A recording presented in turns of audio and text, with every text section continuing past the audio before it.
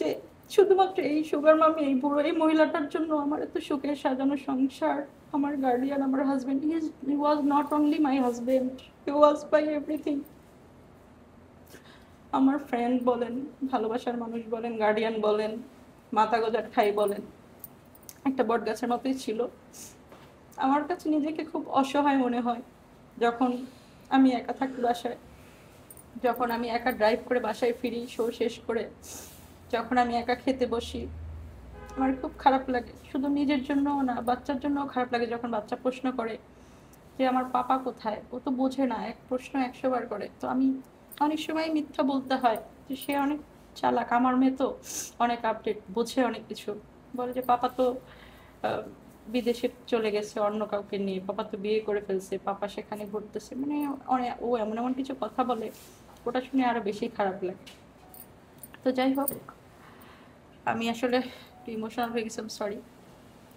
আচ্ছা কিছু আপু, কিছু আমি একটু জানবো, শেষ পর্যন্ত ডিভোর্স পর্যন্ত গড়ালো আপনাদের সংসার। এই যে এখন তো আপনি ডিভোর্স চেক, আমি তো ডিভোর্স দেইনি, নো, আমি ডিভোর্স দেইনি। তাহলে কি ডিভোর্স হয়নি আপনাদের? আচ্ছা আমি আপনাকে বলি, আমরা তো মুসলিম তাই না? বিয়েটা আমার কিন্তু প্রথমেই হয়েছে কাজীর মাধ্যমে, ইসলামিক উপায়ে। চট্টগ্রামে বসে আমার বান্ধবী এবং বান্ধবীর হাজবেন্ড করোনার মধ্যে বিয়েটা করিয়েছে। তার 1-2 দিন পরে হচ্ছে আমরা কোর্ট ম্যারেজ করি। প্রথমে আমার তো বিয়েটা, আমি মুসলিম, যখন এই কাগজ কলম ছিল না তখন কি বিয়ে হতো না, তালাক হতো না? আমার তালাক হয়নি তো, আমি স্টিল ম্যারিড আছি। আমি কেন সিঙ্গেল থাকবো লাইফ? আমি কেন বললাম যে আমি লাইফে কোনো পার্টনার আনবো না? আমি মনে করি আমি এখনো ম্যারিড পারসন। আমার একজন আছে, হয়তো বা কাছে নেই, সাথে নেই। সে যদি ভুল করে থাকে সেটার বিচার আল্লাহ করবে, এবং সময় আসলে সব কিছুই আপনারা জানতে পারবেন, দেখতে পারবেন। কিন্তু আমার কিন্তু ডিভোর্স হয়নি, আমি সিঙ্গেল না। অনেকে তো আছে সিঙ্গেল মাদার হয়ে সারাটি জীবন কাটিয়ে দিতে চায়, সেটাই সেটাই হবে, সেটাই হবে ভবিষ্যতে, কিন্তু এটাই হবে। আপনি একজন সিঙ্গেল মাদার হয়ে সারা জীবন এভাবে থাকতে চান?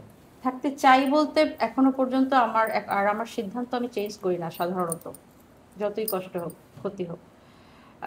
ওটাই হবে, আমার ফিউচারটা ওরকমই হবে। আমি লাইফে বিয়ে শাদী করবো না, আর কোনো রিলেশনশিপেও জড়াবো না আমার মেয়েটাকে নিয়ে। আর আমি তো ভাই সেলফ ডিপেন্ডেন্ট, আমি তো মানে কখনোই মানে ভাত কাপড়ের জন্য বিয়ে করার মেয়ে না রে ভাই। আমি কি অশিক্ষিত? আমি আনিশা তালুকদার, আমি একটা ব্র্যান্ড নিজেকে তৈরি করেছি। আমি ছোটবেলা থেকে, আমি যখন টিউশনি করার বয়স হয়েছে তখন টিউশনি করে আমি নেক্সট ক্লাসগুলো পড়তাম। আমার দাদা কিন্তু রিয়েল জমিদার ছিলেন, আমি বাবার থেকে টাকা নেওয়া বন্ধ করে দিয়েছি অনেক আগে, ইচ্ছা করে। এমন না যে তারা দিতে চাইতো না, আমি এটাই পছন্দ করি, সেলফ ডিপেন্ডেন্ট হওয়া। তো আমি ছোটবেলা থেকে আমি নিজের টাকায় পড়েছি, তা নিজের যোগ্যতায় আমি ঢাকায় এসেছি, স্টাডি করেছি। আমি ইংলিশে অনার্স মাস্টার্স কমপ্লিট করেছি, ব্রিটিশ কাউন্সিল থেকে আমি আইএলটিএস করেছি। আমার কিন্তু লন্ডনে স্কলারশিপের জন্য যাওয়ার কথা, আমি 7+ পয়েন্ট পেয়েছি। তো ওই মুহূর্তে আমার বাবা মারা যায়, এবং ওই টাইমে তো আসলে ওই এত বড় অ্যামাউন্টের টাকা আসলে আমাকে দেওয়ার মতো কেউ ছিল না।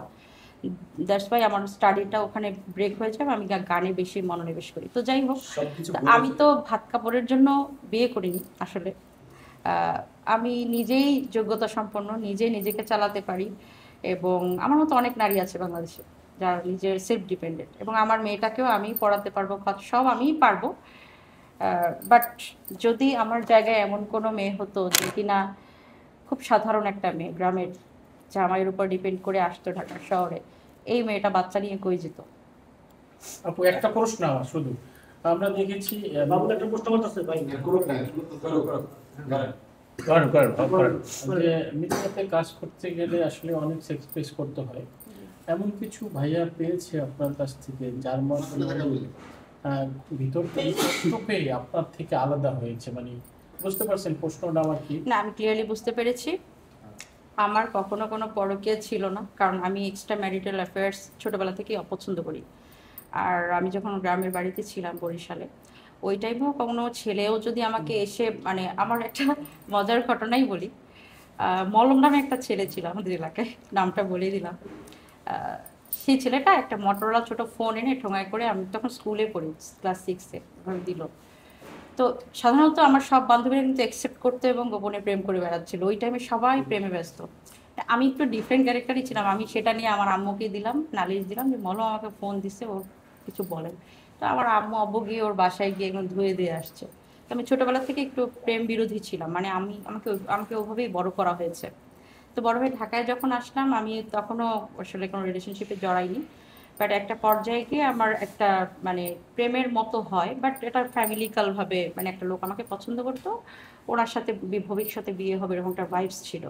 বাট যেহেতু সে মানে অনেক হাই প্রোফাইল মানুষ ছিলেন এবং আমার গানটা মানতে পারবেন আমার মনে হয়েছে, একটা পর্যায়ে গিয়ে তার সাথে আমার কোনো সম্পর্ক তৈরি হয়নি। বিয়ে হতো, যদি বিয়ে হতো ওনার সাথেই আমার হতো, তো একটা পর্যায়ে গিয়ে সেই সম্পর্ক আমি নিজেই ভেঙে দিই।